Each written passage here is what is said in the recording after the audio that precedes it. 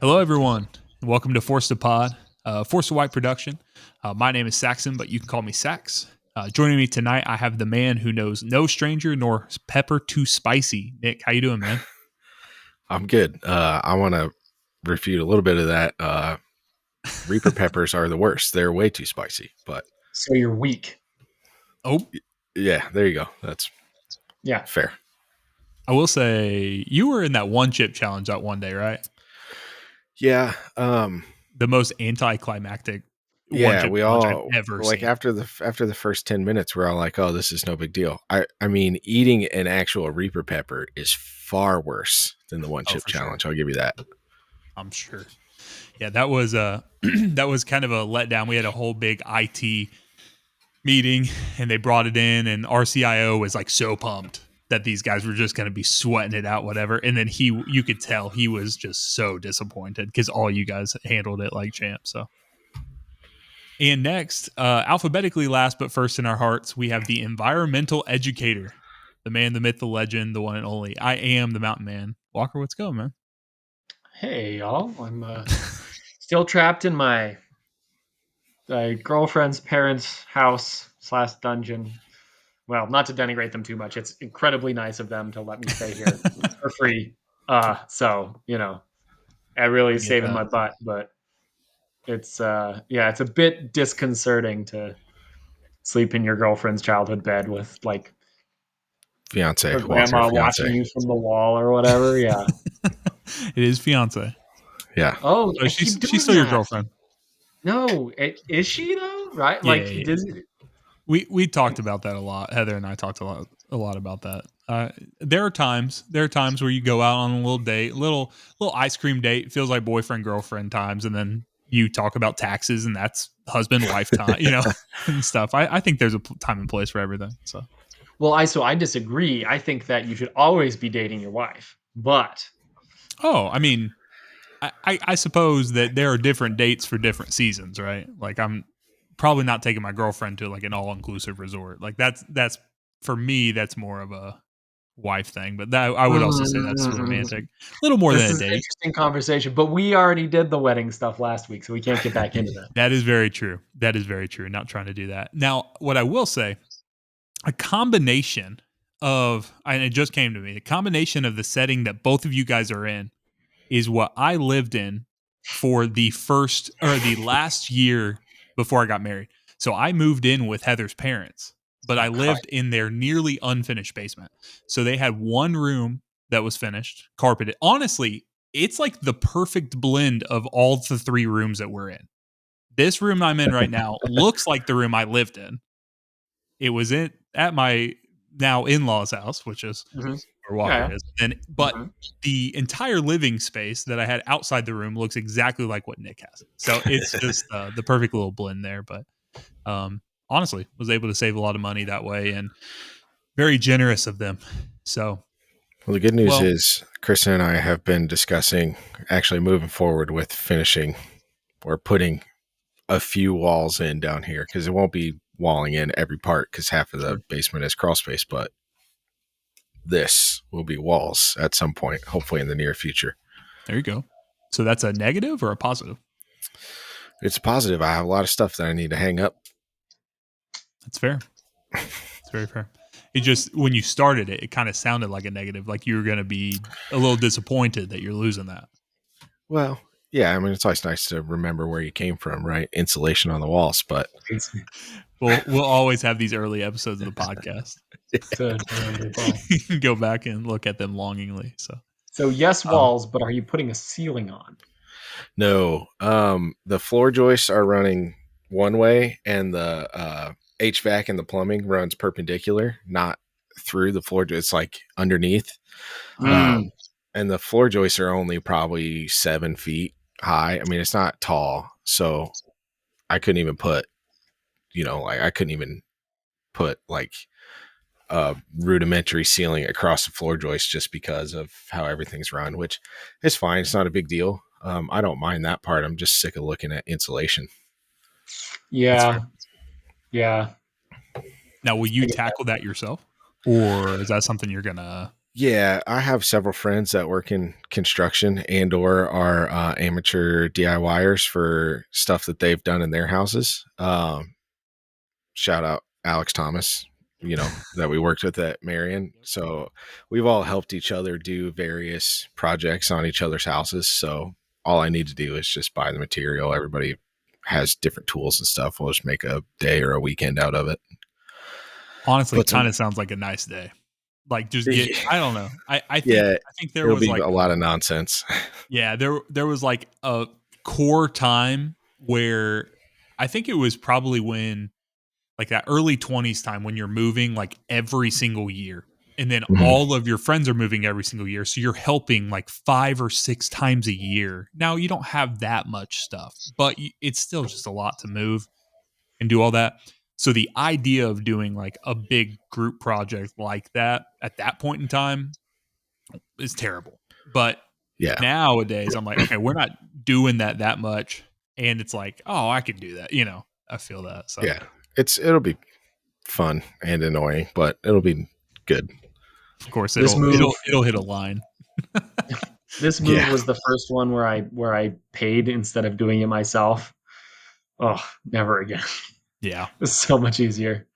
yeah. That's what we talked about when we moved into this house. We're like, we should just pay somebody to do it. And we're like, oh, for a couple $100, we could just rent a really big U-Haul truck. And then it still was like 3 trips in a really big U-Haul truck. And it took several people helping.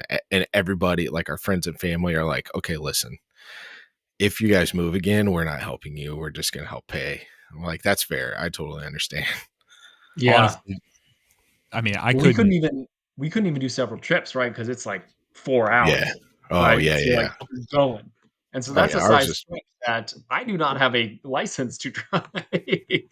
right. Yeah. Ours is 20 minutes, from Right, the right. other town or whatever. So, and we were renting our last house. So we had like a legitimate month overlap from when we closed to when Mm, we had to be out. It right. was like maybe 2 months. And we just took several trips like over the course of a week. We did all the big stuff in one day with several U-Haul trips and then just back and forth cleaning and little stuff in the cars. But it was a nightmare. We have too much stuff. Yeah, my Everybody does. for real. And I mean, we were in a little 1 bedroom before we moved here. And so I assumed, I mean, we had downsized a lot of stuff and then we had our flood. So we went from the 2 bedroom apartment down to the 1 bedroom apartment, lost a bunch of stuff in the flooding that happened. We still filled a big old truck. Now here's what I will say. There were some pieces of furniture we did not want to collapse or break down further.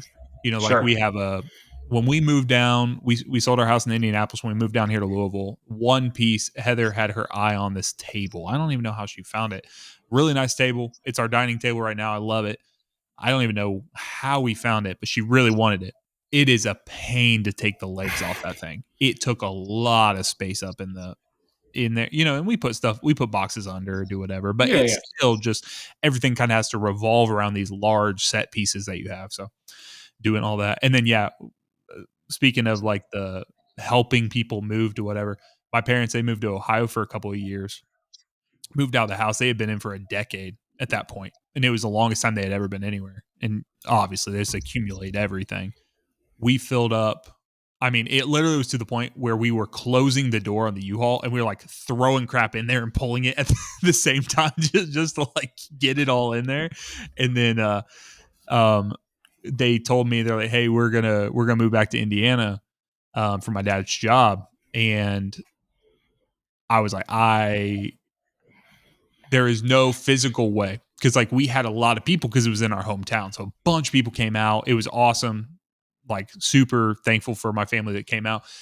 But they were doing the opposite of that, right? Like they were coming back to Indiana.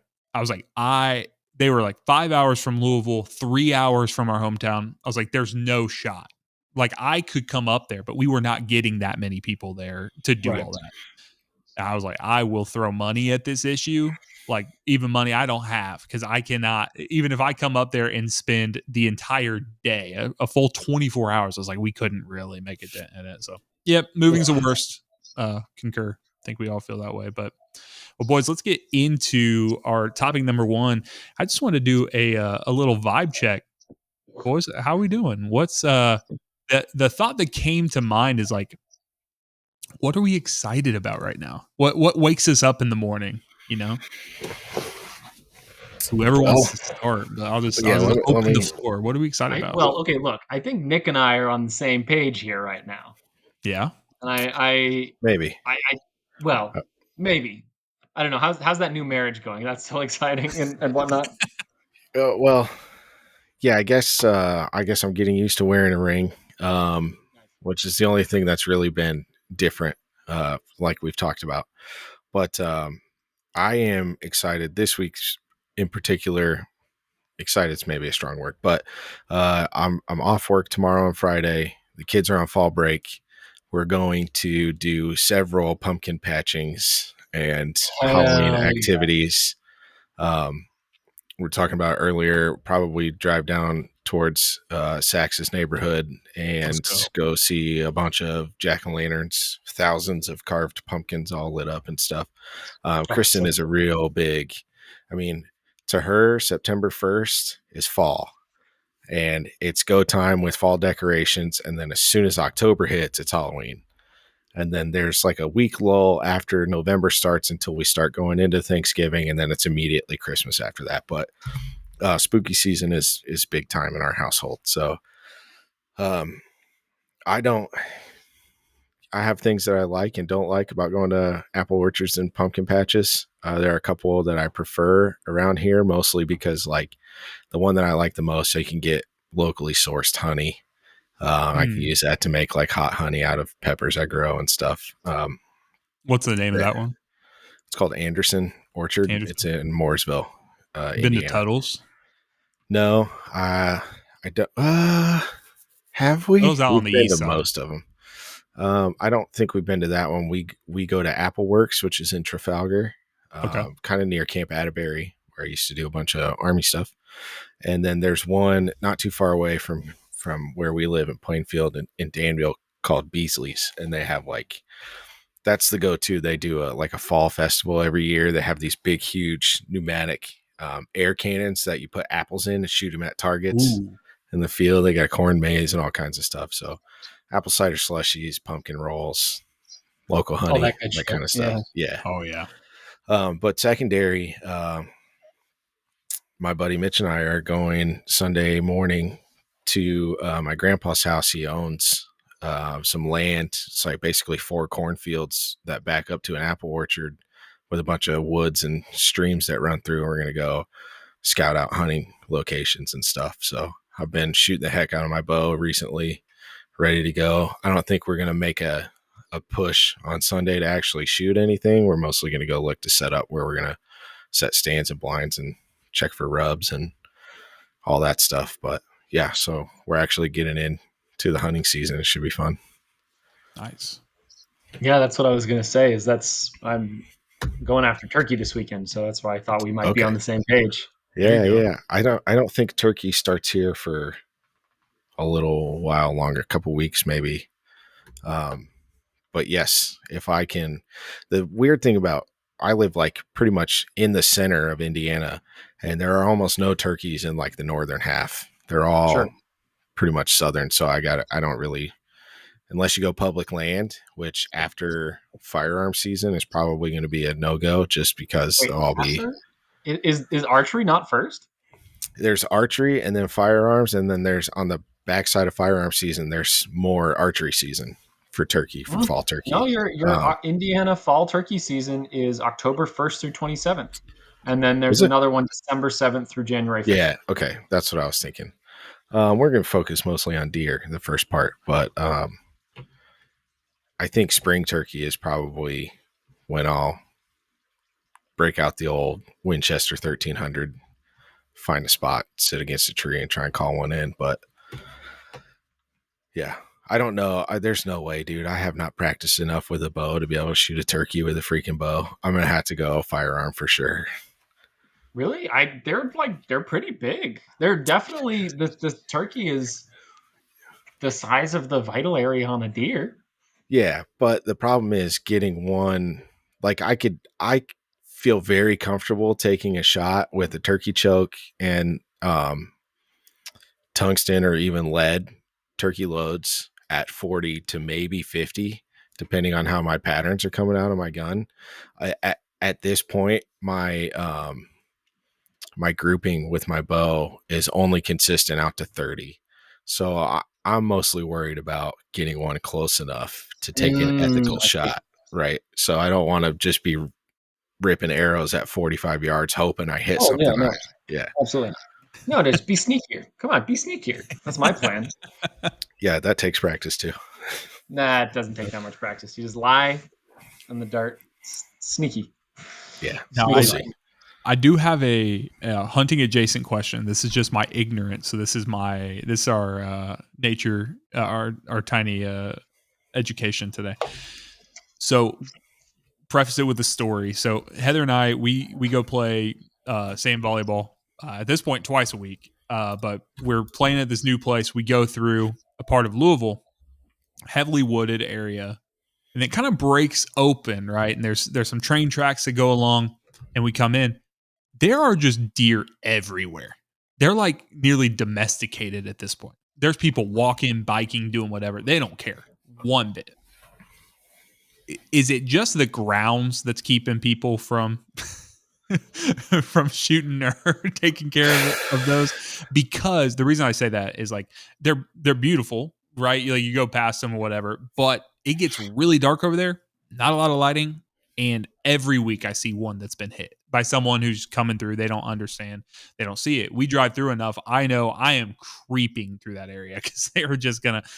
They could just three of them could just be standing in the middle of the road. They do not care one bit. So it's just It's ignorance, probably a but lot of things, honestly. I mean, like, depending on where it is relative to the city, there's often regulations that prevent the discharge of firearms inside city limits, and a lot fewer people have a minority of hunters use archery equipment.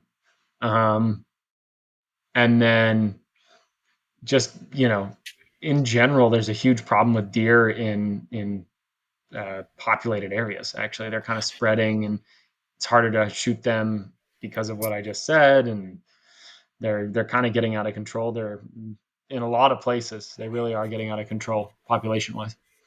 I yeah, don't I don't know specifically about Kentucky, but Indiana has a lot of reduction zones where you can get basically bonus tags. Mm, So yeah. you can shoot a certain number of deer right in the public land or private land hunting season, and then they have these zones which are usually more urban or densely populated areas where you can get. I think some of the reduction zones here you can get up to like 10 doe. Like you're just going out and just packing your freezer. But like Walker said, a lot of times it's in spots where you can't discharge a firearm. There are also regulations on like being so far away from a road where you Yep. can't like shoot across the road. You can't Yep. shoot towards one within a certain distance and stuff like that. So it does make it yeah. more difficult. Well, it sounds like all of that is what it is. Because I'm not even kidding. There's a school nearby. There's a park nearby. There's like it's all this stuff. And I guess my thing is the greater question. Obviously, I understand you can't discharge firearms around that kind of stuff. You But can, my you just real got to run fast. that is true. That's true. I guess my real question is like in Walker, you alluded to it's just that it is a problem. I guess It in is. my Yeah. thing, like it's one of those things where I'm like, is that a normal thing where they're because I had never seen that before. Like how Oh yeah. domesticated they are. Like there's not necessarily people walking up directly to them, but they do not care one bit. Like they are hanging out, they're all over the place, and it's They're pretty consistent unpressured in every these single time. areas. They're very unpressured in these areas, and people, even if it is a reduction zone, it's hard to designate something as a reduction zone, and it depends on state to state, and people don't actually like it. A lot of times, communities think of these animals as their pets too, so they really Mm, don't like it if you go Yeah. out and shoot them. That's a big thing, and I mean, that's a fair perspective to have, especially if the community's out feeding them all the time, like which Right. don't feed wild animals generally, but I can understand, deer are really awesome to look at. They're very yeah. incredible animals to view and not wanting them to produce, but it's not good for the deer either. There's so many of them. There's not a ton of food, and I read an article a while ago about I want to say it was an island in California that had deer introduced as part of a movie or something. I'm Hmm. misremembering probably, but they're just like a crazy problem on this island, but none of the residents want anybody to get rid of any of them. Hmm. And so they're sort of at this impasse as a result. So they're like, well, I guess we have like a shit ton of deer, you I know? guess so. I guess so. Um, well, Walker, what are you excited about right now? What's your vibe check? How's what's waking you up in the morning? So the turkey is what I'm looking forward to. Um, I have more interest in turkey hunting than deer hunting because they're so um, their visual acuity is good, as Nic alluded to. They will spot you and they will run away. Hmm. They So you got to be real sneaky. they'll spot your eyes. You can have your full body camoed, and if you just have this part, they can see that they're like, "That's not right. I need to leave from They, here because that doesn't look right." Like part of the reason, so with my hunting equipment, like the two shotguns I have like wood stocks on them. They're not plastic or carbon or whatever the newer lighter stuff is. They're like the traditional wood style, just because I like that aesthetic. And when I bought my bow, I wanted to buy one that was just black because I'm not really big into the camo stuff, but I ended up getting one with a camouflage pattern because I knew specifically if I went turkey hunting and I wasn't in a blind with a black bow, it's just a stick of black that doesn't look right in nature. And there's a chance a turkey would see that and go, nah, never mind, I'm leaving. no, they are so keyed into that sort of thing, and so they see in color. Deer do not see in full color spectrum. That's why hunter orange is like not a problem because they can't see the red orange end of the spectrum. They can see blue very well. But if you're walking around, this is why camouflage, like, I think it's kind of bullshit for deer and like a sales thing. We can get into the commercialization of hunting at some point. But like, you can walk around in a red and black plaid shirt like the motherfuckers did back in the early 1900s. That Damn. shit is good deer camouflage Hmm. Yeah. because they can't see at that end of the spectrum. They can't see the oranges and the reds. There's a Um, there's a Turkey can. popular video of a dude hunting deer in a Santa Claus outfit. Yeah, He's yeah, like in a tree stand in a full Santa outfit, just killing deer. That's funny. because they There's can't see something red. a little So sacrilegious about that. It's not yeah, rain. It's yeah. not reindeer, but No, but deer are more smell oriented. You got to be more careful about that. But for the turkeys, it's eyesight. It's like eyesight, eyesight, eyesight. So it's fun. I have maybe a weird obsession with hiding in the bushes. I think I've always enjoyed camouflaging myself. Ask my mother when I hid from her in the bushes as a kid. But I get major kicks out of sneaking around, pretending to be grass. So hmm. that's my weirdness for the week.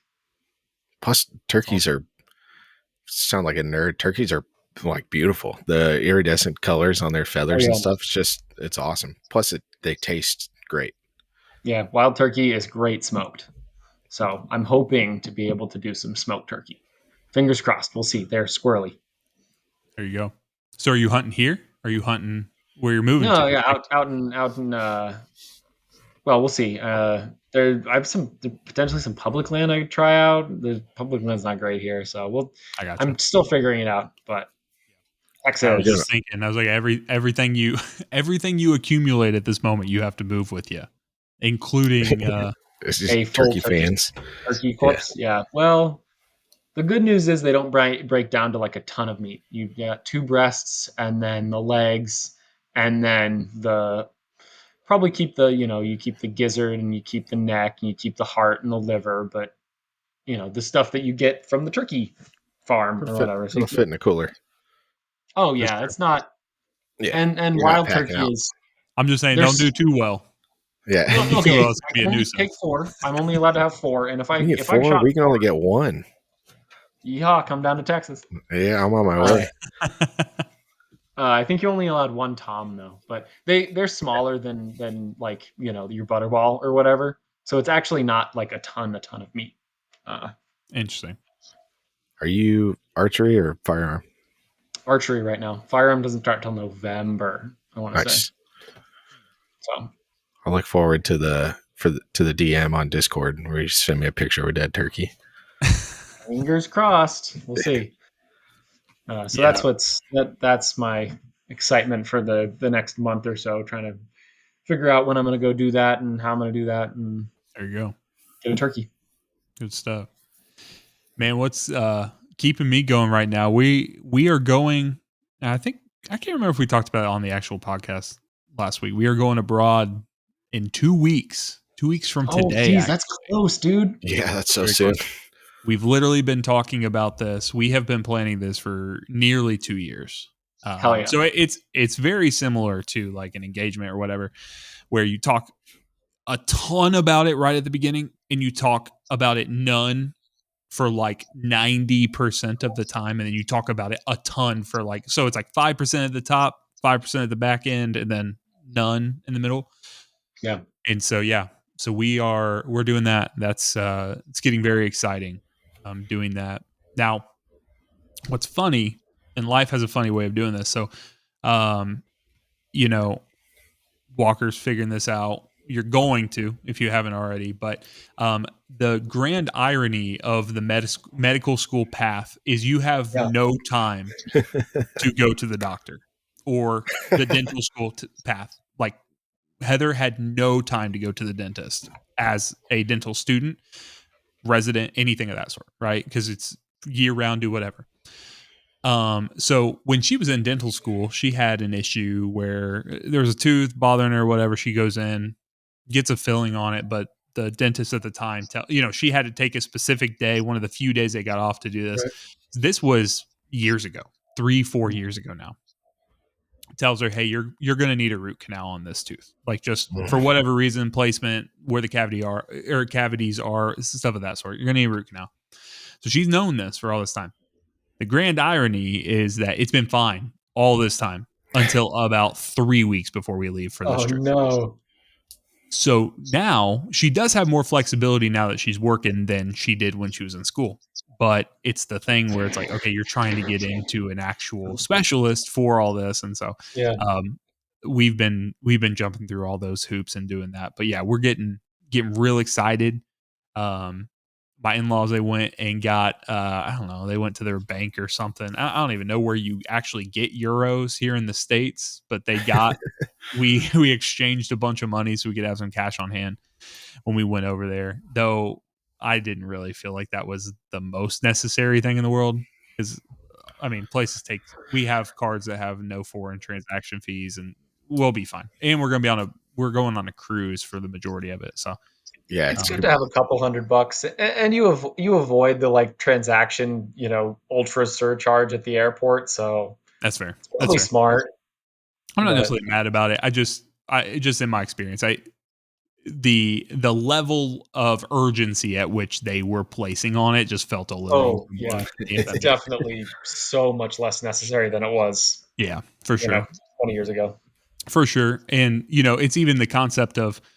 We're talking about things like, oh, we got to call our bank and tell them that we're traveling. And you don't.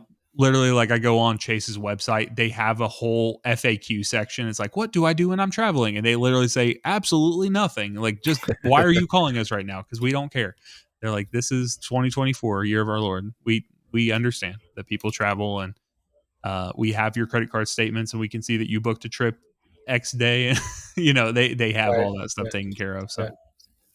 Yeah, we're stoked. We're doing that. So, that's kind of keeping us going. So I had this grand goal, and I talk about it, Nick, honestly, I talk about it with you more than anyone, but I had this grand goal. We moved in the house, but wanted to drop weight. I started dieting, doing whatever. Swole.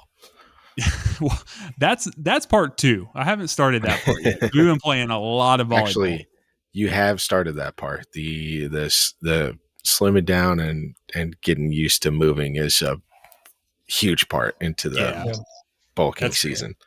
That's fair. So when we moved to Louisville a couple years ago, it was a couple years after COVID, doing whatever. So we had put on that weight, and then the stresses and stuff that came with the medical stuff. So Heather and I both put on a little bit of weight, and then more than a little bit for myself, but a little bit. We'll leave it at that. So anyways, we moved to Louisville And I use, you tell yourself all the excuses, right? It's like, oh, well, in Indy, we lived in an area. It truly was like a very like unwalkable area.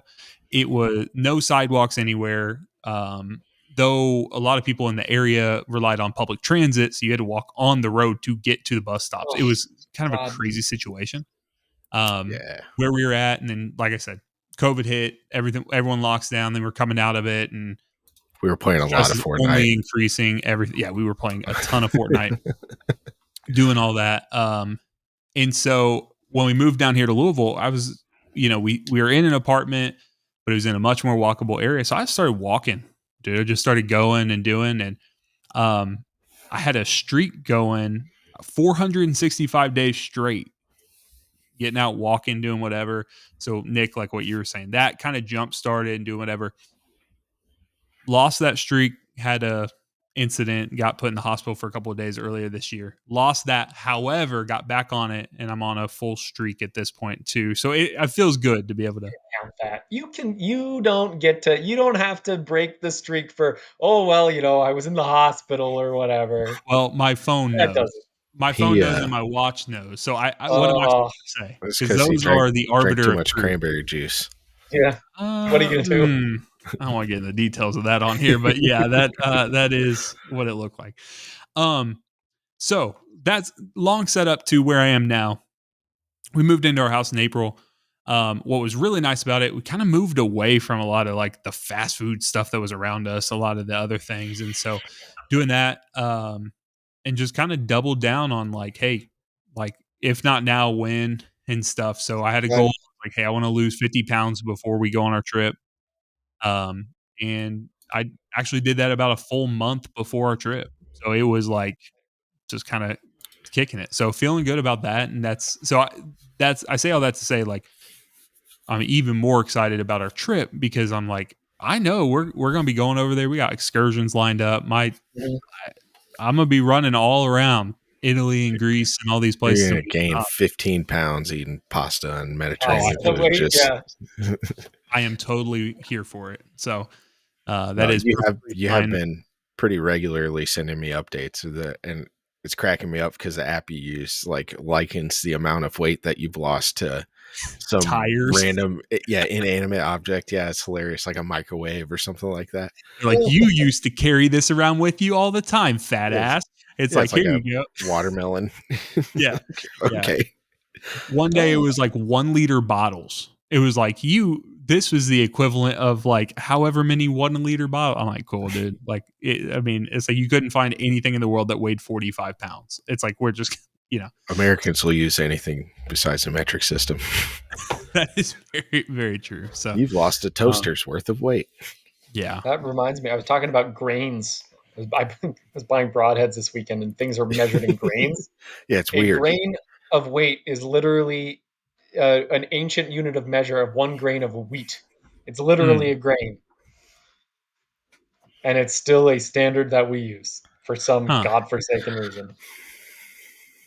Yeah. What were you measuring in that?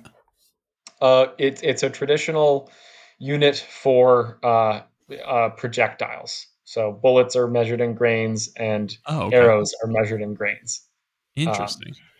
For what it's worth, it's a tiny little unit of measure. So a broadhead will be 100 some odd grains, but it doesn't Interesting. really matter.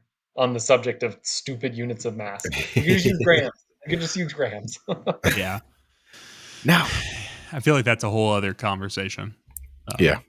As far as I feel like we're about to get into some real heat with our topic coming up. So I'm locked and loaded for tonight. Yeah. So, well, that's good, boys. I want to check in. It's been a few weeks and stuff, so just see how we're feeling, how we're doing. So I know life's super busy right now, and this is kind of our court mandated group therapy sessions for us. That's my joke. That's my joke. Well, Can't just steal it like that. I said it. And You the did. other, this is a nice little creative outlet for me for sure. Kind of scratches an itch for me. So, but let's move on here to our second topic. Nick, you brought this up first, so I'm gonna let you kind of introduce and kind of set up what we're talking about. Yeah. So it's been bittersweet. This summer we have not had very much precipitation in central Indiana. So I have not had to mow my lawn in probably 2 months. That might be an overestimate, 6 weeks maybe, where I went without, which was helpful because the battery on my lawnmower was dying. I had to jump start it every time. It's just a huge pain in the ass, right? So after the hurricane came through on my wedding day, we got a significant amount of rain, and then I had to mow my grass, right? So I was, I think I was literally on the riding lawnmower drinking a Miller Lite when I text you guys and said, "Hey, here's my idea. Let's talk about lawns." And I thought this would be a good topic because I'm pretty sure I know exactly how Walker feels about the suburban lawn, right? And I'm wondering how Sax, as a relatively new homeowner in a nice little subdivision, feels about lawns. I know that there are people who, especially even on my street, there are a couple people who water their grass every day. Zero weeds. It's just lush, nice green grass. And it looks good. Growing up, my dad had a lawn care business when I was in high school, so I have kind of had that ingrained in me that, like, I'm not a full blown Bermuda grass, top dress, aerate every year, make sure that you don't have any weeds, golf course style lawn, but having it cut and trimmed and just look kind of put together is important to me. And so I wanted kind of to get Sax's perspective on how it's going there, but I will say, just for me, like, I'm constantly battling between, like, I want nice stripes. I want to be, I want my grass to look good. I want to have the patterns and stuff. And also I want to just throw native wildflowers all over my grass and just let bees and butterflies and stuff take over. I haven't seen a lot of lightning bugs recently, and that's because everybody gets rid of all their leaves in the fall.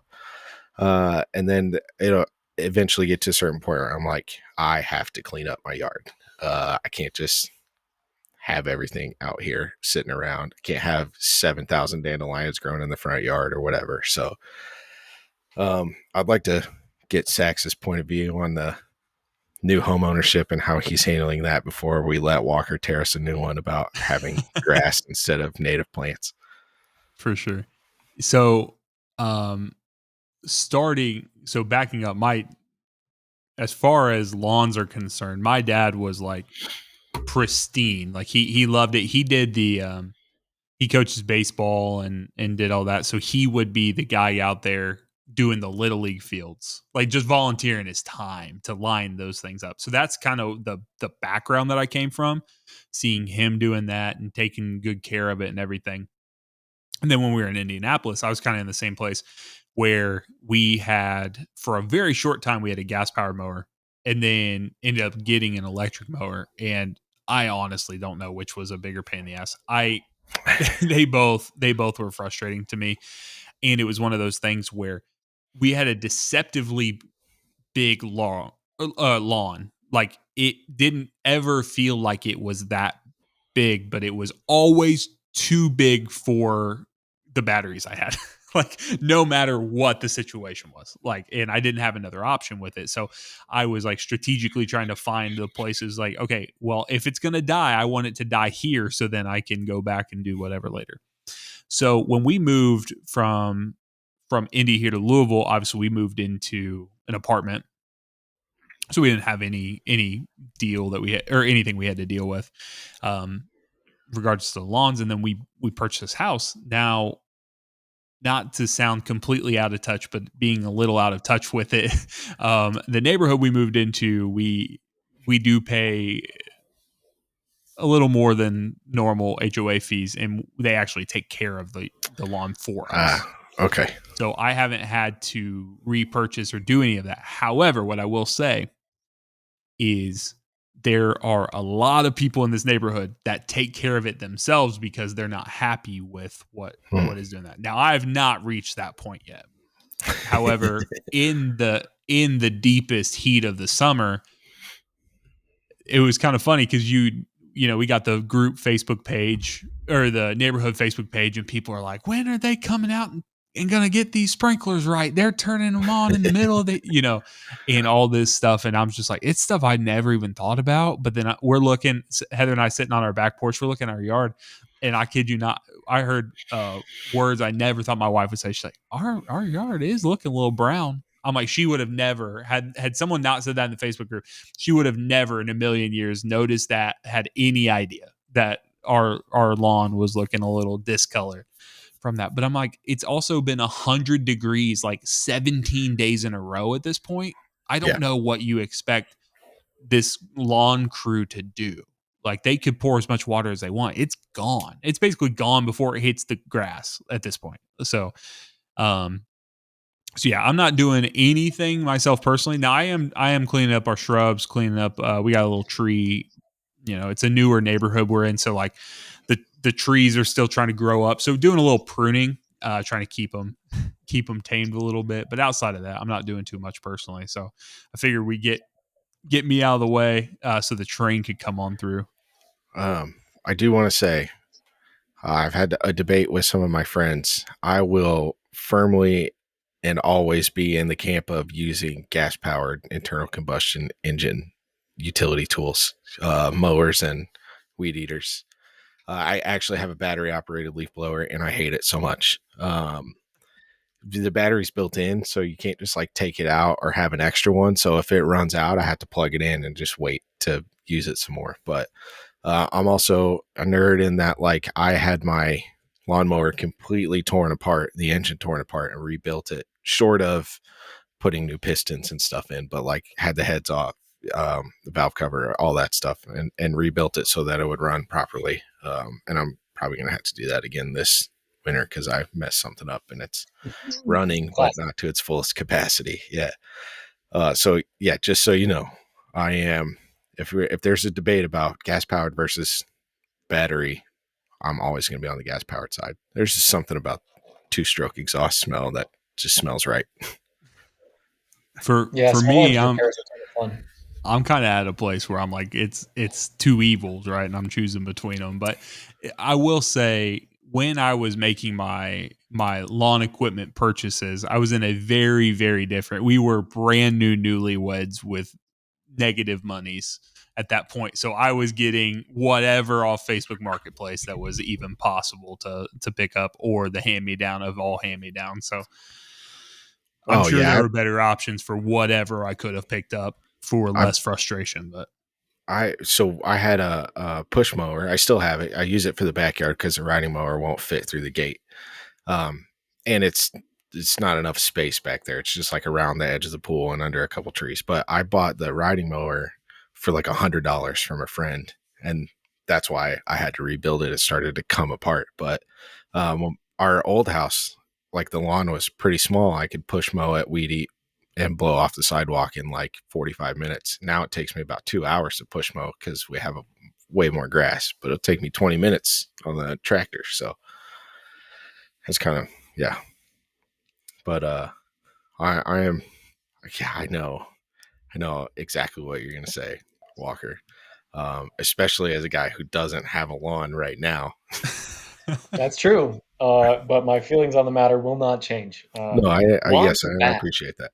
Lawns are one of the most fucked up things humans have perpetrated on the poor planet, for just a multitude of reasons. As you alluded to with the fireflies, people just love getting rid of their leaf litter, which is like the home for everything. Oh, this is gonna make you feel great. Our town, you can rake your leaves to the curb, and they'll just come in a big vacuum truck and just suck them up off of the grass, along with all of the beneficial insects that you just kidnapped and probably mulched, right? Yeah, no, and so in terms of the insects as well, you don't have any pollination going on with your grass, and it's just, grass is like one of the worst. I mean, the grass varietals that we use are just right?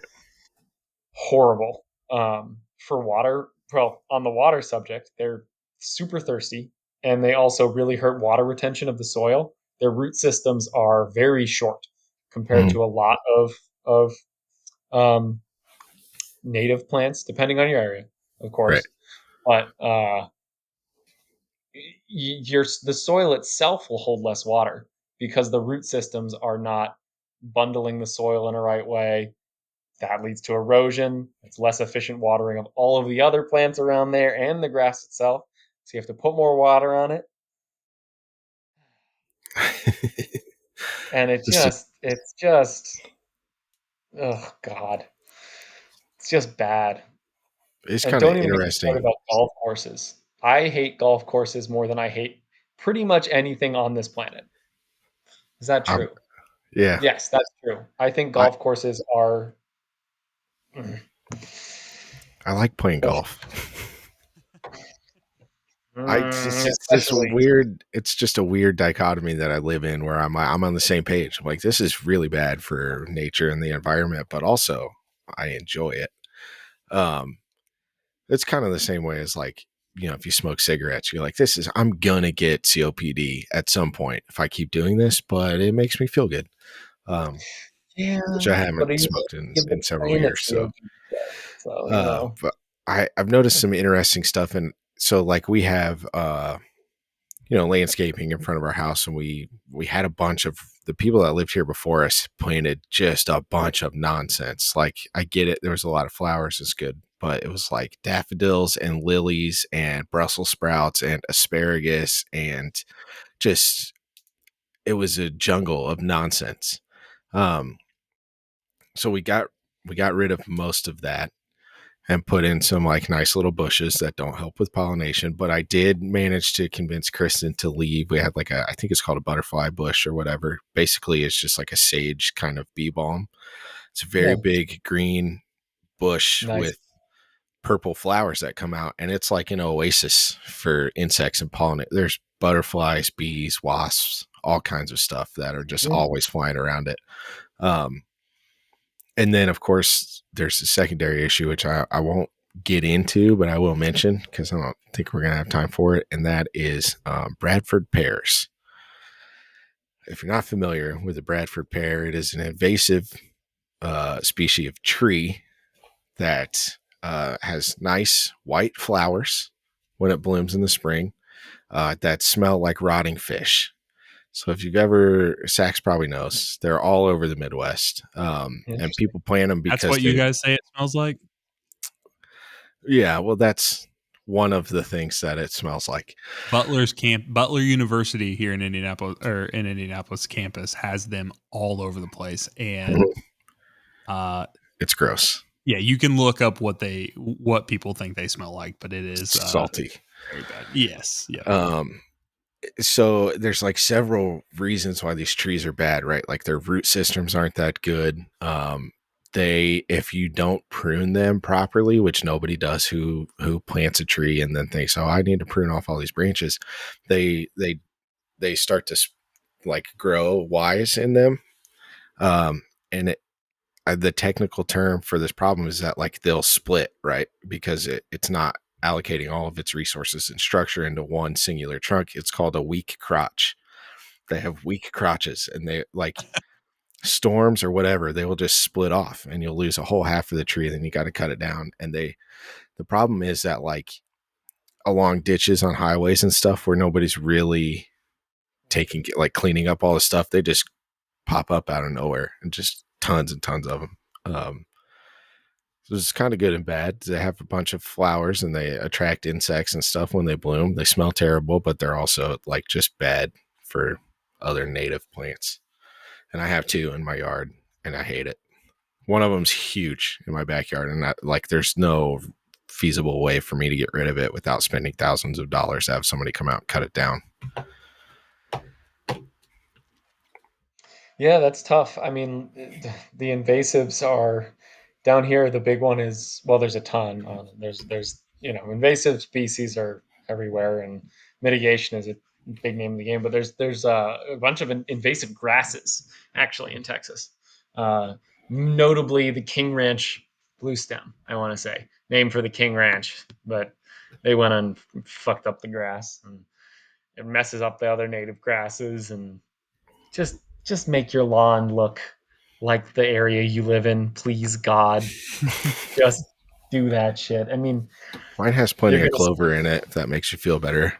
that does make me feel a little bit better, but I just, the perfectly manicured lawn is, yeah, horrible. Can you Doesn't do Well, any appreciate good for anybody. can you appreciate the sight of it? Like of a really nicely manicured lawn or like a golf course? I know you I hate mean, it. I know you hate the it concept makes of me it. so angry. I don't you can't even. I appreciate anything that people I do appreciate people putting the time to make things, putting time and effort is something that is I can appreciate, but like why did it have to be on the golf course? Right? Like, Yeah. That's fair. Well, like appreciating, I don't know. I did. Uh, I was watching a episode of Meat Eater, our favorite hunting show, the other day, and there was a guy. They went to this place in Michigan. This guy bought a golf course and tore it mm, out and turned it hell yeah. into like a nature preserve with a bunch of food plots and native trees and all kinds of stuff. I will say, like on the manicured side, although I don't have the perfect types of grass to have the nice stripes, so, there's crabgrass and all kinds of nonsense growing in my yard. It goes a long way if you just like trim the edge on the sidewalk. I'll just flip the weed eater sideways and just cut a nice crisp line. Like it's not, hurting anything. Just clean it up, make it look tidy, even if you have crazy nonsense growing in the middle of it. At least, Yeah. you can kind of get And a balance. I will say that I 100% recognize that like it is expensive and time consuming to make a transition like that. Like we're talking about to do it right, especially somewhere like Austin, you're talking about ripping up the whole lawn and reseeding with local plants in and depending on where you are, what does that mean, and so on and so forth. And that is not cheap to source those things sometimes. Um, so that is outside the reach of a lot of different people. So you buy a house, it comes with a lawn, you keep it up, you do what you can to encourage pollination, and you leave your leaves where they are because they are just going to disappear over the winter, pretty much. So depending on where you are, if Yeah. you get a nice snow cover, they'll go away. Um, so there's little things you can do, and it's all about good conservation. Is all about like making incremental steps and not don't let people like me make you feel bad, and then you're like, oh well, I can't do anything about it. So incremental steps are always good, and any small thing you can do is always good. And my real hatred is for large organizations and like municipalities that are like dumping water into their medians to have like a nice grassy median. Fuck that, just when you're doing projects on a governmental scale, when you're deciding to put a new golf course in the middle of Nevada in the desert, fuck you. You I think know, Sax can attest that in my backyard there is just a plethora of random bullshit growing. We had in the front flower bed when we tore it up, there were a bunch of like Asiatic lilies and daylilies and stuff like that. I like those, so I moved them into planters into the backyard and planted a couple in the ground. We have like some rose bushes and mulberry bushes, and that's where I grow peppers and stuff. So I do a little bit of like trying to keep some cool stuff around, but the front of the house mostly just grass. yeah. I mean, like I said, you can only do so much. You live in a subdivision, Sachs. I'm sure your HOA would tear you a new one if you Yeah. decided to start like pulling your grass up and putting, whatever native tough. I actually don't know what's native to Kentucky. I assume Kentucky bluegrass, but I mean, it has the name, but I couldn't tell you if it is or if it's just something that they've yeah, just taken on. you would get fined to hell. You're not legally allowed to do that. Like you can't. That's people's hands are tied. So I absolutely recognize that. Yeah, I find that it's kind of this interesting thing because I I remember there was this in my hometown. There was this one house that was on the corner, right? And like now this was I don't know what the situation was. It was so bad though the lawn and everything. And it's not just about like getting cut and whatever. It's just like so overgrown. There's there's trash everywhere. There's broken down cars in there, stuff of that sort. It's like, okay, it almost felt like there was like a mental health issue at this point, Yeah. because it was on a very busy street near local university that was there too. So there's just like a lot of foot traffic and people going past it. And it got to the point where you don't even want to walk over there because you don't know what's in there. You don't know what kind of animals and stuff are in there and stuff of that sort. So I guess I know that's a super extreme in the other way thing. But I guess I come down and one thought that I had while you were talking about it is, so where does the line get drawn, right? So like we have infrastructure, we have necessary pieces, right, in our city that connect us and do all these things. Now we're not even getting into the walkability of cities and the Oh fact yeah, that no, like that's true. we all three of us live in terribly unwalkable, Actually, that's towns. not true. We Mm, our town is there's nothing great. I mean, yeah, you might be able to get to your local thing. I'm talking about our bigger metro oh areas. yeah, yeah, yeah.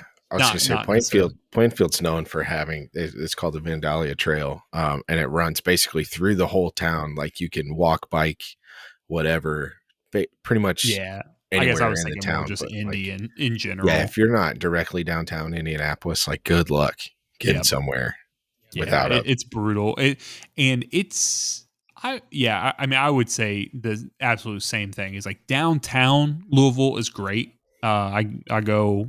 I've started walking down there, down by the river is awesome. Um, things of that sort. But yeah, anywhere else, it's like it's crazy. So I guess my backing out and pulling back a little bit is just like, I guess where does it, ideal situation for you, Walker? Like where does it come down, right? Like, is it just like the space that we would have our lawns is just more natural stuff, or are you talking about like, blow Well, it no, all up? so you don't just like leave it be. A huge part of it, and like talking about the overgrown or whatever, you can absolutely maintain and prune and garden, and that's great. I mean, like, and in the grand scheme of things, it's much less about just letting nature reclaim it, because I mean, humans change our environment. That is something we do that's never going to change, but it's about, my philosophy on the matter is about reducing our impact. So taking your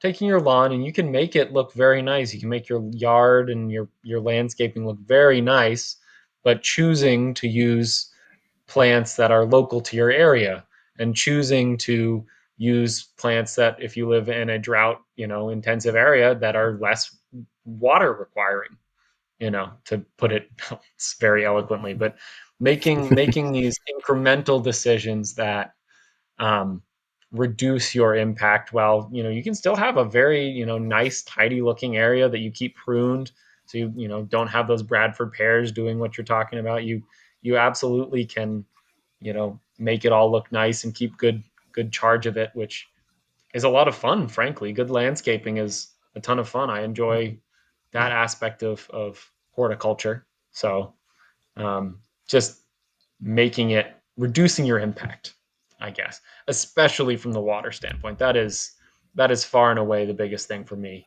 Um, is Yeah, like a perfectly green flat lawn is like just horrible from water consumption and retention perspectives.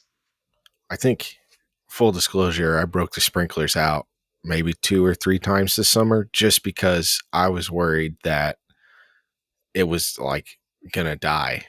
I mean, it was to the point where my grass was crunching when you're walking. Like I went out and practiced softball with my youngest for maybe half an hour one day, and just from taking steps and throwing pitches to her, it left a dirt patch. Like the grass Yeah. was just obliterated. And my biggest concern was that like just a mess of weeds are going to grow back in that spot because the grass isn't going to recover in time. It's just going to be a bunch of nonsense growing in there. But thankfully, I don't have to do that anymore. I mean, except for now, I have to mow again.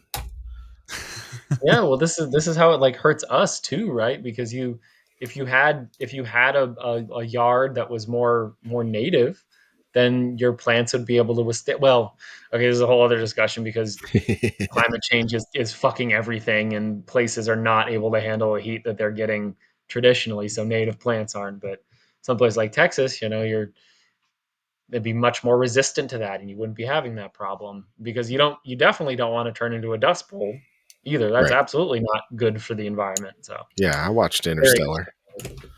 yeah, very complicated. But I've waxed poetic about this enough. I think Sax has some fun stuff to share.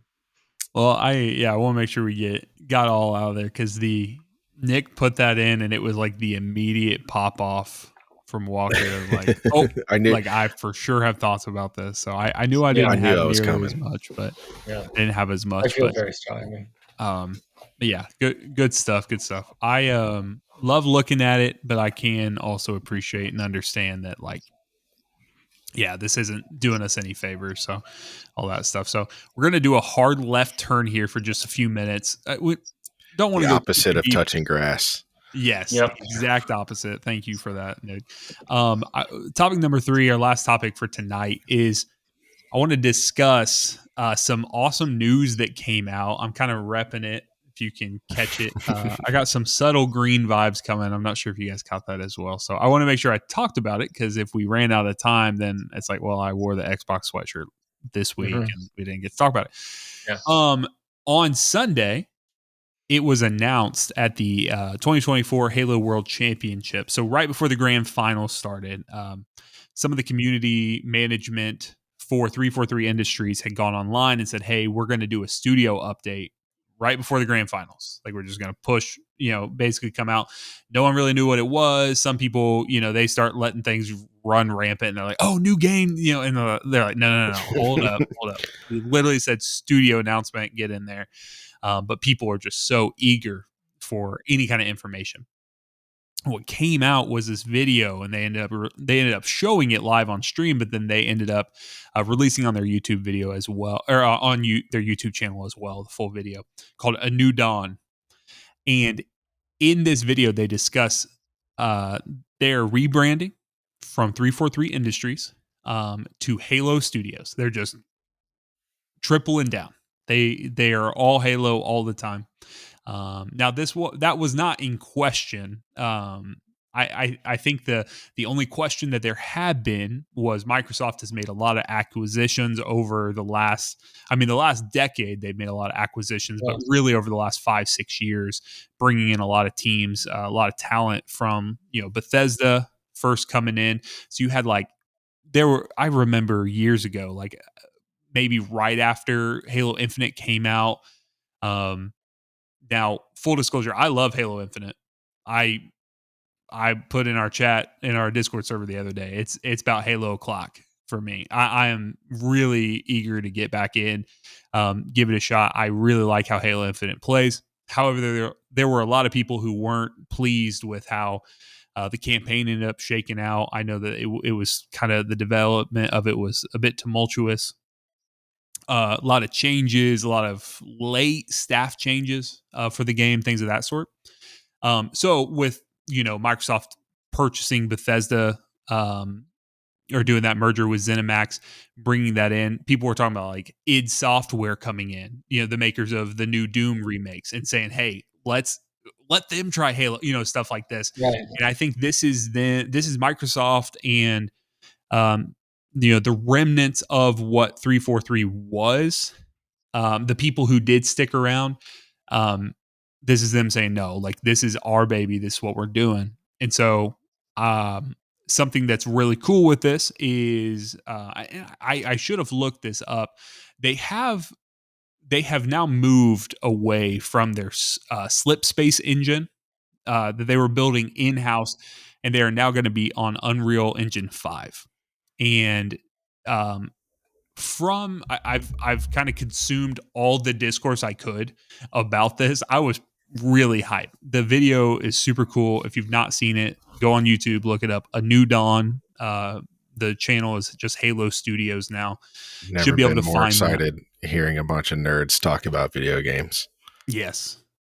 And what's really cool is Bungie for Destiny, and then I think they've done one for Marathon as well, which has its own levels to things at this point that we won't get into. But they do these what they call Vidocs, just these video documentaries inside the studio. whatever they put it out. And so it's kind of cool seeing, because 343 never did any of this. And so their studio head, Pierre Heinz, he came out and he actually was on the video talking about it. And then he was also he was at the World Championship and he was talking about it after. And he essentially laid it out and said, Bungie was the first chapter of Halo. 343 was the next chapter. And they said, we're changing the recipe once again, and we're moving into the next chapter. Which I was stoked. I mean, to hear that and just to hear, to take that off. I understand. I've been hurt before with Halo. I've been hurt, with it. So I'm trying to temper expectations, but I thought it'd be a cool topic to talk about and see like where do we come down on Halo? Obviously Walker and I, we adore Destiny 2, Bungie shooter, that kind of tie. But Nick and I have played a little bit of Halo Infinite together, but we talk about Halo a lot. And we watch the Halo TV show and stuff of that sort. So I kind of wanted to get a feed of like, what is your guys' history with Halo, and what are your thoughts on these changes? Do you have thoughts on them? And because I do, but I want to see what you guys think. So Walker, what do you think? So I didn't have a console till I was 12, and I got a PlayStation 3 because my dad wanted Blu-ray capabilities. And so I never played Halo actually at all.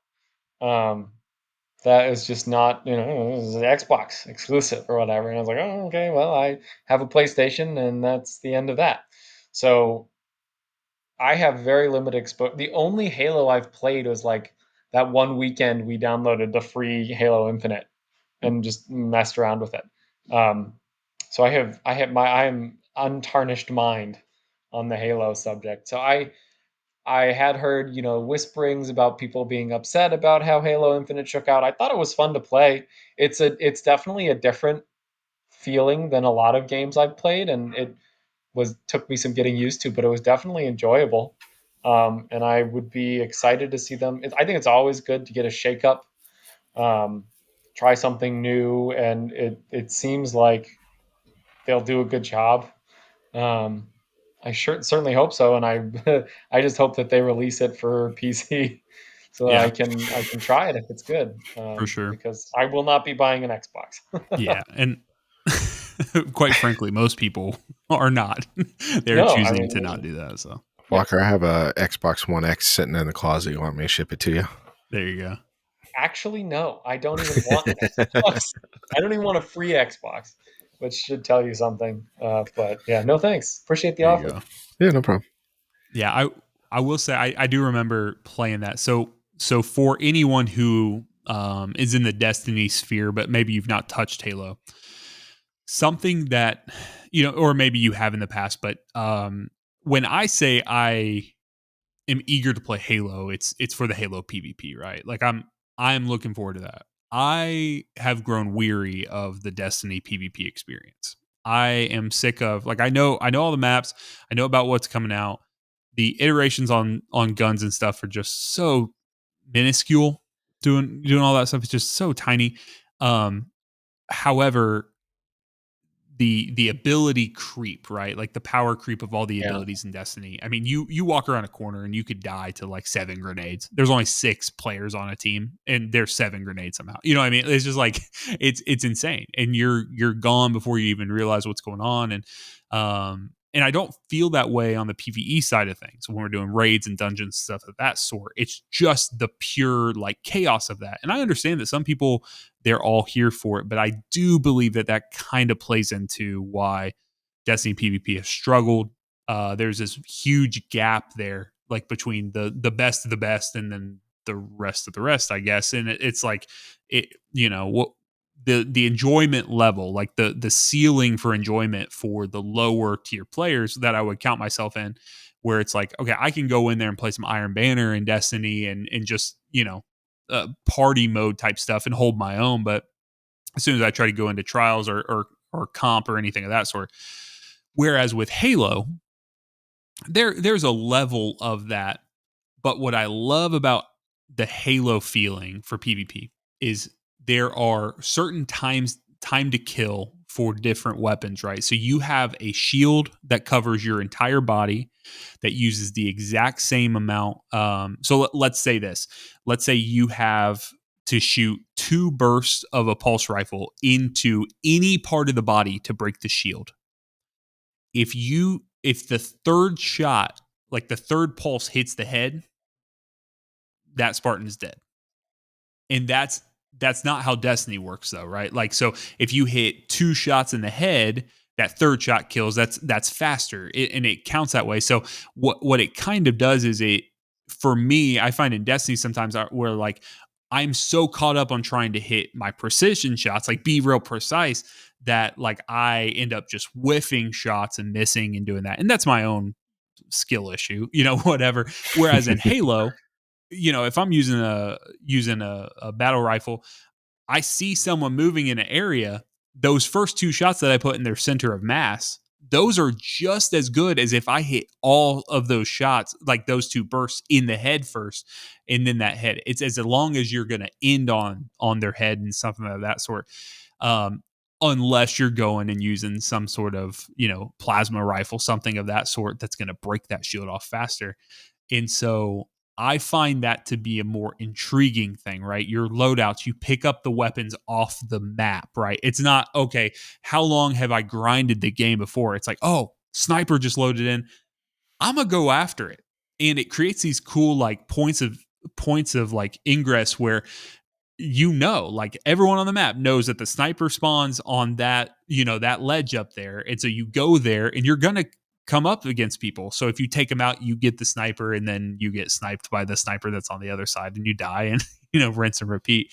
But Nick, where do you come down with Halo gaming, like the game side of it?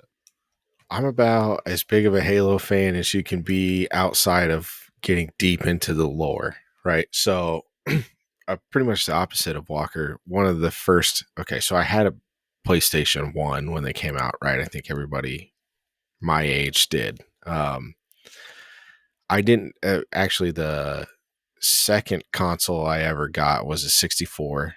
And it was just like one of my mom's friends was like, hey, I have this, like, would your kids want to play it? Like, we don't need it or whatever. And so I got a couple of games. And then I can't even remember how. I think for Christmas I got the original Xbox. It came with Halo Combat Evolved. And that was the game that I would play, like when I would go visit my cousins. We would have LAN parties everywhere, bring their Xbox. We'd have like 4 TVs set up in a room. We'd be playing Blood Gulch and, all that stuff. And so, like, first of all, core memories for me playing Xbox LAN parties, the original Halo. I got Halo 2 as soon as it came out. The day that Halo 3 came out, I was in high school. I skipped class. I skipped school, dropped my brother off at middle school, and immediately went to a friend's house because 4 of us skipped school, and we played it all day. And then I left and picked up my brother from school and went home. That game carried me through college. Obviously, I would come back from class every day and just hop on multiplayer and just play in the dorms after class.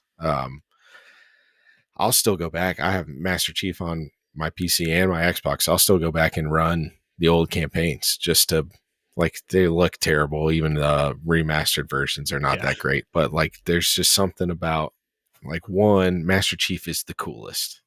He's absolutely the coolest. And like, there was something very mysterious and intriguing about Cortana. And as she's like throughout the games and the campaigns where she devolved into some sort of madness that, like, you had no idea what was going on. Also the first game in the campaign, when you get to the first level with the flood, I about crap my pants. I'm like, what is going on? You're trying to run away. There's just too much happening. So I even Halo Infinite, I really liked the campaign. I have this ability to really just kind of just lock in to whatever's going on, and not the suspension of disbelief is like I'm just fully into whatever you're presenting me, and I'm not questioning any of it. All right, I'm along for the ride. This is what you're giving me. This is great. So all the craziness surrounding like the multiple Halo rings and all the different stuff throughout the campaigns, I'm here for it. And like I said, I wasn't like reading the books and getting real deep into like how the story should be, getting on subreddits and complaining and bitching about like, well, they did this wrong. I don't care. This is what they did, and I'm 100% here for it. So, um, to like I said earlier, just I've never been more pumped up seeing a bunch of nerds talk about Halo, and it just to me feels like a real definite step in the direction of like not necessarily getting back to Halo's roots, because I don't think there really were roots for Halo, right? Because it's changed hands kind of so much Mm, throughout the multitude of games, but like just being locked in on making Halo games and making awesome Halo games that look really good in a new engine. I'm very excited for it. yeah. Someone posted online, they were talking about it should have been a foreshadowing that 343 Industries was named after 343 Guilty Spark, which is a villain, like a villainous robot in the original Halo games. And it's like, okay, well, we're just gonna take that name on and do that. But no, I think a lot of times, so Halo 5 was, from a story standpoint, was like a travesty. It was Actually, full nearly, disclosure, I didn't play that campaign, so yeah, it was nearly impossible to follow. It made Master Chief the villain, air quotes, throughout the entire thing because he was chasing down Cortana away. So you're playing with, I believe it was Silver Team, and so you're kind of flipping back and forth between two protagonists and stuff of this sort. So now I'm not talking from a gameplay. I'm just talking about from a story aspect, right? So that was, but um, so Halo. So obviously Bungie, you had Halo 1, 2, 3, ODST, and Reach. Reach was the last game under their contract before they bought themselves out and they got out of Microsoft to go on and do Destiny. And then you had Halo 4, 5, and Infinite under 343. Halo 4, the story is actually, from what I understand, I have not touched Halo 4, but from what I've heard, what I've been told, is the story's actually pretty beloved. People like the direction it went in. They thought that transition made it nice. However, the PvP was not, because they took more of a Call of Duty approach with like prestige and stuff of that sort, and yeah, it kind of was a tried to little lean into that. crazy. Whereas they flipped for Halo 5. So there are a lot of people, there's a lot of big streamers or YouTubers that do Halo content, that I see them talk often about how they wish Halo 5 would get pulled in and get the Master Chief collection, kind of get a refresh there, because they liked the meta, they liked how that game played. But I feel like early on, people were really high on Halo Infinite PvP. And like any game, things fall off. If that campaign would have hit the levels that we thought it was going to hit, I feel like it would have been tremendous. But they had to give up some, or they had to have some core concessions, right? They couldn't do the local split screen co-op out the gate, and they started talking about it. They said they were going to do it, and then they ended up bailing on it, for reasons, and just not being able to pull it off, probably from a graphical standpoint, honestly, just because you're trying to render that twice, right? Like two different Yeah. things. It's not the same as the old Xbox where we had, No, quad boxes on the thing, and, yeah, you had like 8 pixels per yeah. box too. So And somehow we'd still hit them snipes. Like, it's just crazy. well, the hit boxes were humongous. Yeah, for real. So it's just one of those things. Now, what I will say is, when the first season of Halo came out on Paramount Plus, very rough. They immediately pulled the helmet off Master Chief, and that's kind of a beloved, sacred thing, right? For Yeah, I honestly probably one of the few people who didn't have a huge problem with that.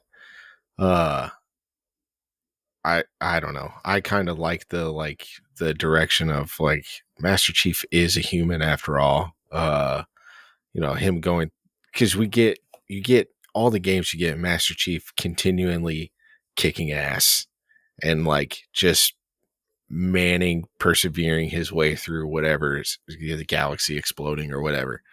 Um, and then I went into the Halo TV show fully expecting it not to be the video games, right? I, I I set expectations for myself pretty low, honestly, because I didn't want to be disappointed like most people. So that the helmet off part didn't bother me as much as like the love interest storyline or some of the Yeah. random like character arcs that led to nowhere kind of nonsense. But then every single scene where Master Chief absolutely annihilates somebody in combat really made up for it. Yeah. I think it was, for me, it was more the concept that they were trying to make, they were taking this beloved character, right? And I think that they twisted it because they said, hey, what works on TV? Oh, we need a character that the average person can connect and see themselves in. But I don't think that's true. I think for Master Chief on screen, I don't think you need to be, I don't look at Iron Man or Captain America, in the best that Marvel can provide. Back in the day, I didn't look at that and be like, "Oh, I feel represented by that because I'm a billionaire, whatever, making a tech." No, it's badass. Do whatever. They have an awesome supporting cast. I love that. So like, let these people who are sprinkled around the show, and then let Master Chief be this. Like, I don't even need.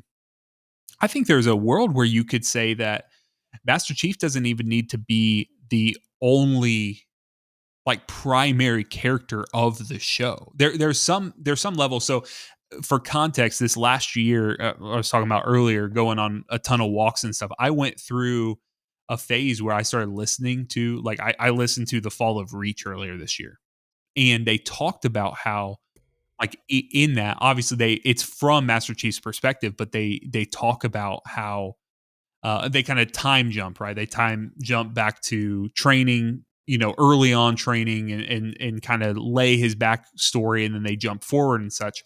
And there's this air of mystery around the Master Chief, like that level of it. And I feel like they do that better in the second season because there's layers of what, not getting into spoilers for anyone who would listen to this podcast and not have already watched or care about spoilers about season 2 of Halo that did not get renewed. But the levels of like where Master Chief comes out in the suit, and people like being in awe of, right, like going through and seeing all these propaganda posters on the wall, right, of the Master Chief, and he's walking through, and people not knowing what he looked like that concept of like, had there been a slow build to this reveal of like, okay, we know that Pablo Schreiber, he is he's playing Master Chief, so we know that, but these people don't know what Master Chief looks like. They know what the silhouette, what the icon, what the iconography that's on these posters is.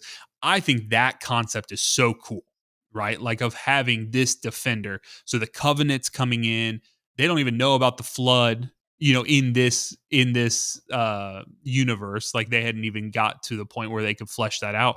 But like having this ultimate defender, they don't know the backstory of how these children that become Spartans were ripped away from their families as children and replaced with clones that would die a few years later because they were they were improperly cloned and all these things. They didn't know that. Like none of these people know that.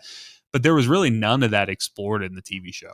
And it's kind of things that I'm not necessarily saying I need all of that from the games. I don't know that really pulls in from that, but there is so much like richness to it that I feel like the Master Chief, or talking about John 117, like I didn't need a show about that. Like to be successful, I don't think I needed to try to connect to the person inside the suit. It's like make this the superhero and then let's get to some story beats that of just people like that. But I guess there's a reason I'm not directing these TV shows. We kind of already got that with The Mandalorian, right? That's Sure. almost exactly how you described it. Like, I mean, it goes hard. Yeah, I love The Mandalorian. That's true. Yeah. It was very good. I mean, that was the big reason why we even started playing Fortnite. That's very true.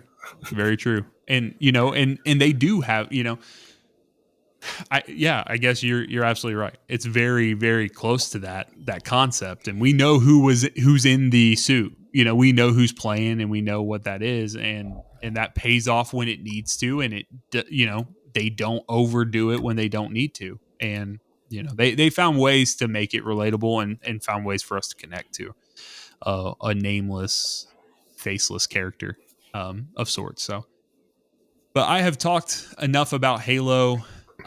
Any last thoughts from you guys on the subject? Off topic a little bit, but Fort Nightmares on Friday. Where are we dropping? Honestly, that's I'm saying there's a lot of spooky stuff that's come out recently. I could take Destiny a little break from Vessel of Hatred. Play some Diablo. Fortnite. Walker, you playing anything nowadays? I haven't opened a video game in like a month. I've just been crazy. Yeah. Friday I'm doing the dungeon with Hollow NT. Good. Yeah, she had told me we were talking about it, and she said she was going to reach out to you about that. So yeah, nice. So we're doing that. Might be a little prep work. Might be nice to fire that up if you got some time tomorrow before you hop in. Yeah, make sure I have I'm not going into it like the opening cutscene as always happens. Yeah, probably be good. There's a lot of cool stasis stuff going on this season. So yeah, we got a lot of stuff going on, but honestly, I'm playing less video games right now than I have in a very long time as well. So I think we're all busy. So once again, boys, I appreciate you guys taking time to do this. Yeah, absolutely. So, but y'all, thanks for listening. If you stuck with us this long, not sure why you did that, but no. Hope you had a good time. Hey, have a good week, guys. We'll be back next week. Peace.